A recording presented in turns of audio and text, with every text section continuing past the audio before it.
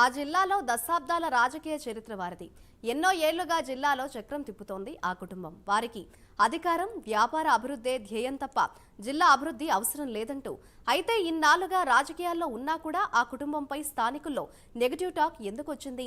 జిల్లాకి తామే brand ambassador అని గొప్పగా చెప్పుకుంటున్నా అభివృద్ధి గురించి అడిగితే సమాధానం చెప్పలేని పరిస్థితి ఎందుకు ఏర్పడింది? ఇంతకీ ఆ జిల్లా ఏంటి, ఎవరా నాయకుడు అనుకుంటున్నారా?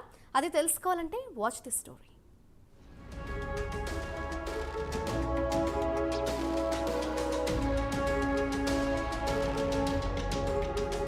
వ్యాపారాలు చేసేవారు రాజకీయాల్లోకొస్తే రాజకీయాలు భ్రష్టు పడతాయని ఎవ్వరన్నారో కానీ అది ప్రకాశం జిల్లాను చూస్తే నిజమనక తప్పడం లేదు. ఎందుకంటే ప్రస్తుతం ఈ జిల్లాలో అభివృద్ధి శూన్యంగా కనిపిస్తోంది. ఎంతో మంది సీఎంలు మారినా పరిస్థితిలో మార్పు కనిపించడం లేదు. రాజకీయ నాయకులు వాళ్లు అభివృద్ధి చెందుతున్నారు తప్ప జిల్లాకు మాత్రం చేసిందేమీ లేదు. జిల్లా అభివృద్ధికి కావలసిన అన్ని సౌకర్యాలు ఈ జిల్లాకున్నా నాయకులు మాత్రం పట్టించుకోవడం లేదు. దీనికి కారణం ఎన్నో ఏళ్లుగా ఓ రాజకీయ కుటుంబం దీన్ని శాసిస్తుండడం. ఎవరిది ఆ కుటుంబం అనుకుంటున్నారా? అదే మాగుంట కుటుంబం. దశాబ్దాలుగా జిల్లా రాజకీయాలను శాసిస్తున్నా జిల్లా అభివృద్ధిని మాత్రం గాలికి వదిలేశారని స్థానికులు ఆరోపిస్తున్నారు.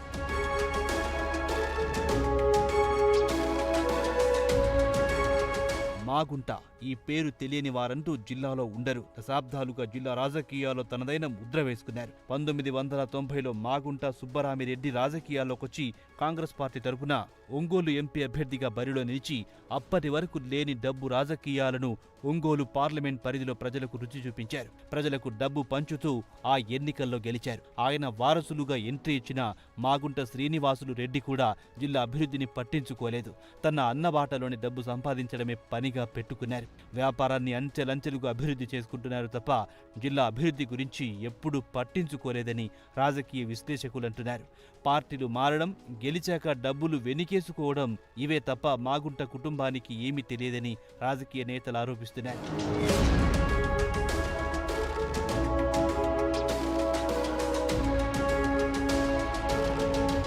మూడుసార్లు ఒంగోలు ఎంపీగా గెలిచిన మాగుంట శ్రీనివాసులు రెడ్డి ప్రకాశం జిల్లాలో బ్రాండ్ అంబాసిడర్ అని చెప్పుకుంటున్నారు. అయితే ఎప్పుడూ జిల్లాకు చేసింది ఏమీ లేదు. దేశవ్యాప్తంగా వారి మద్యం వ్యాపారాలు విస్తరిస్తున్నాయి. కానీ స్థానికులు ఊహించినంతగా జిల్లాకు వారు చేసింది ఏమీ లేదని రాజకీయ నేతలు భావిస్తున్నారు. ఇన్నిసార్లు ఎంపీగా గెలిచిన జిల్లాలో ఒక్కటంటే ఒక్క మంచి పని చెయ్యలేదనే టాక్ కూడా ఉంది. అంతేకాకుండా జిల్లా అభివృద్ధికి కావలసినంత రేంజ్లో వనరులున్నా వాటిని ఉపయోగించడంలో మాగుంట అట్టర్ ఫ్లాప్ అయ్యారని చెప్పాలి. అంతేకాకుండా చట్టసభలలో కూడా ఎప్పుడు జిల్లా గురించి ప్రస్తావించలేదంటే ఆయన జిల్లా గురించి ఏమాత్రం పట్టించుకున్నారో అర్థమవుతోంది.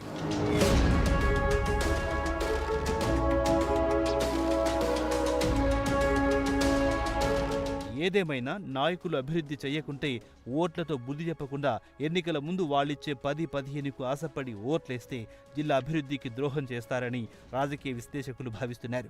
జిల్లా అభివృద్ధి వెనుకపడడానికి కారణం సగం శాతం నాయకులైతే మిగిలిన సగం ప్రజలే. కుటుంబ రాజకీయాలను ప్రోత్సహిస్తూ జిల్లాలో అభివృద్ధిని తుంగలో తొక్కుతున్నారు. మరి ఈసారైనా జిల్లా ప్రజలు అభివృద్ధి చెయ్యని నాయకులను నిలదీస్తారో లేదో చూడాలి.